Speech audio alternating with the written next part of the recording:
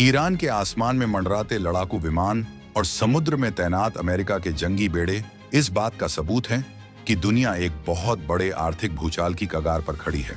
Iran और America के बीच मची इस भारी खींचतान ने पूरी दुनिया की धड़कनें बढ़ा दी हैं, क्योंकि अगर यहां एक भी गलत कदम उठा तो ग्लोबल मार्केट ताश के पत्तों की तरह ढह जाएगा। लेकिन इसी बीच भारत ने एक ऐसा दांव चल दिया है जिसने वॉशिंगटन से लेकर बीजिंग तक खलबली मचा दी है।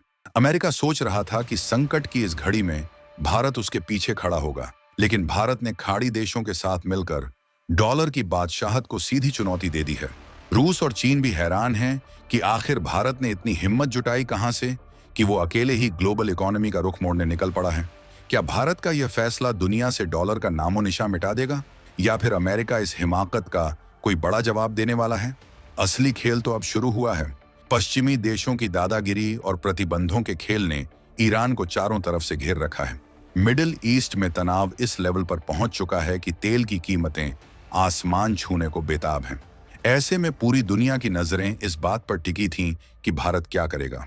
आमतौर पर जब भी ऐसी जंग की स्थिति बनती है तो दुनिया दो गुटों में बंट जाती है, लेकिन 2026 का यह समय कुछ अलग ही कहानी लिख रहा है। अमेरिका ने ईरान पर दबाव बनाने के लिए अपने पुराने पैंतरे आजमाने शुरू किए, लेकिन उसे अंदाजा नहीं था कि भारत अब उसकी धुन पर नाचने को तैयार नहीं है।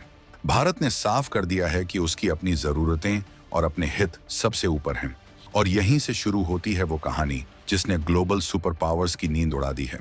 दुनिया को लग रहा था कि भारत बस शांति की अपील करेगा, लेकिन पर्दे के पीछे कुछ और ही खिचड़ी पक रही थी।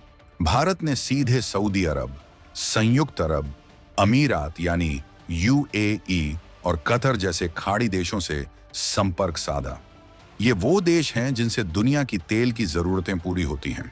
भारत ने इनके सामने एक ऐसा प्रस्ताव रखा जिसने सीधे डॉलर की गर्दन पर हाथ डाल दिया है। भारत ने कहा कि अब हमें तेल के लिए डॉलर की जरूरत नहीं है, हम अपनी करेंसी यानी रुपये में व्यापार करेंगे। अब आप सोचिए, जिस डॉलर के दम पर अमेरिका पूरी दुनिया पर हुकूमत करता है, अगर वही सिस्टम से बाहर हो जाए तो क्या होगा? यह सिर्फ एक व्यापारिक फैसला नहीं था, बल्कि अमेरिका के आर्थिक साम्राज्य पर किया गया सबसे बड़ा हमला था। खाड़ी देशों के साथ भारत की यह बातचीत कोई साधारण मीटिंग नहीं थी।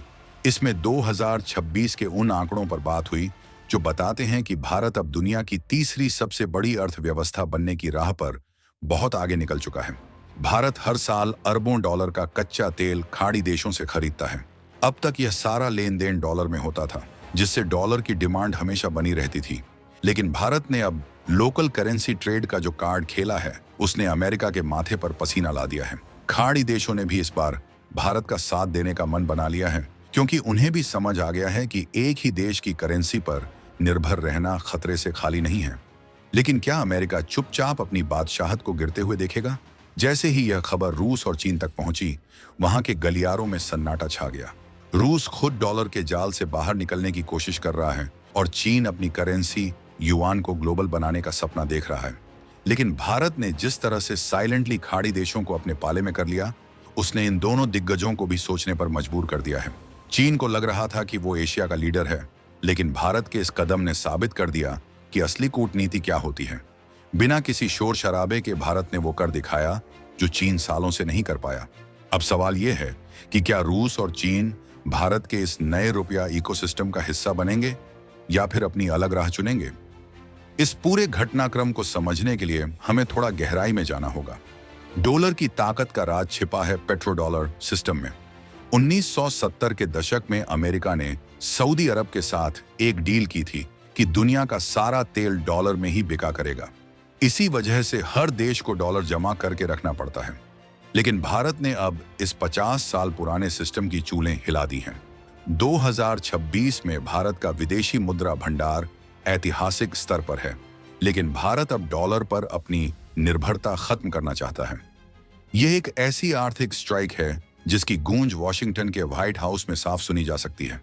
अमेरिका के बड़े बड़े इकोनॉमिस्ट अब टीवी पर बैठकर भारत के इस रिस्क का विश्लेषण कर रहे हैं, लेकिन भारत के लिए यह राह इतनी आसान नहीं थी। अमेरिका ने शुरू में भारत को डराने की कोशिश की। धमकी भरे लहजे में कहा गया कि अगर आप डॉलर को छोड़ेंगे तो इसके गंभीर परिणाम हो सकते हैं। लेकिन भारत के तेवर इस बार नरम नहीं हुए। भारत ने दो टूक कह दिया कि हम अपने देश की जनता की भलाई के लिए किसी भी हद तक जाएंगे। तेल की बढ़ती कीमतों का असर भारत की आम जनता की जेब पर पड़ता है। अगर भारत रुपये में तेल खरीदेगा तो डॉलर की कीमत बढ़ने से पेट्रोल डीजल के दाम नहीं बढ़ेंगे।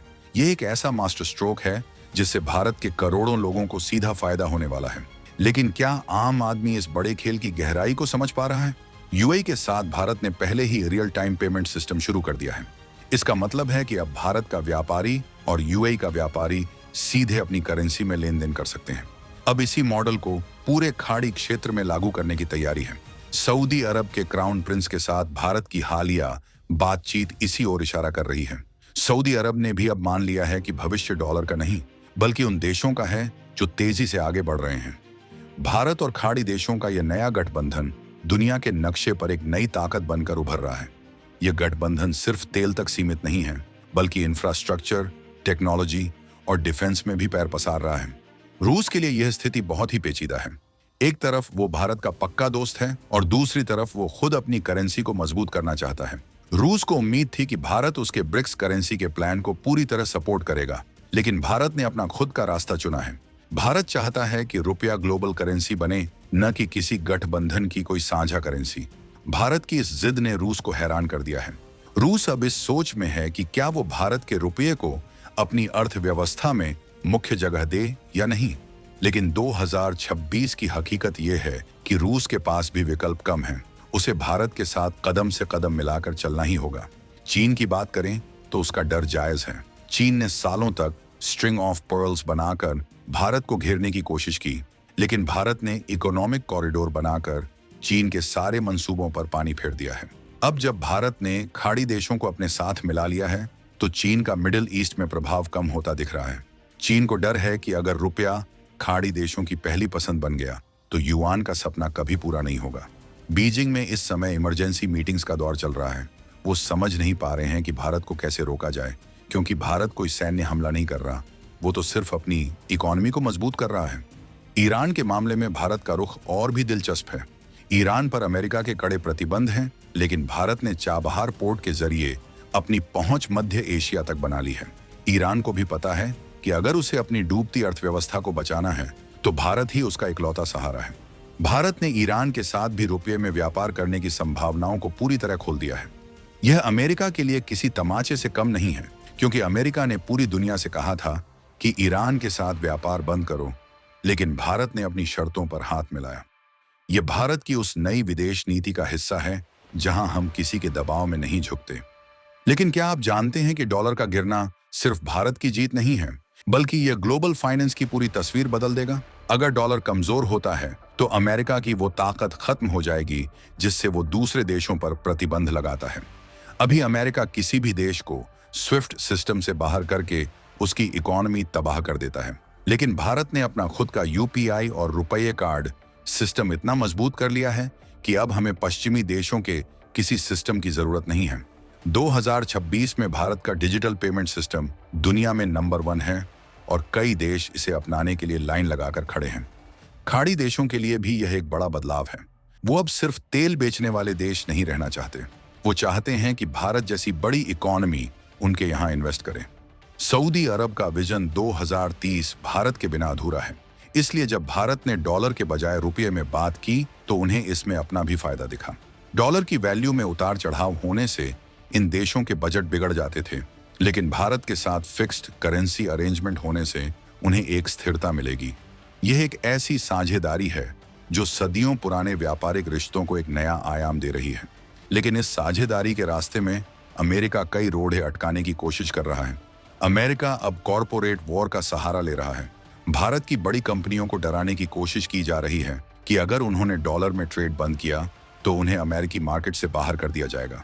लेकिन अमेरिका यह भूल गया कि 2026 का भारत खुद एक बहुत बड़ा मार्केट है। दुनिया की हर बड़ी कंपनी भारत में अपनी दुकान खोलना चाहती है। अगर अमेरिका भारत पर प्रतिबंध लगाने की सोचता भी है तो उसका अपना नुकसान ज्यादा होगा।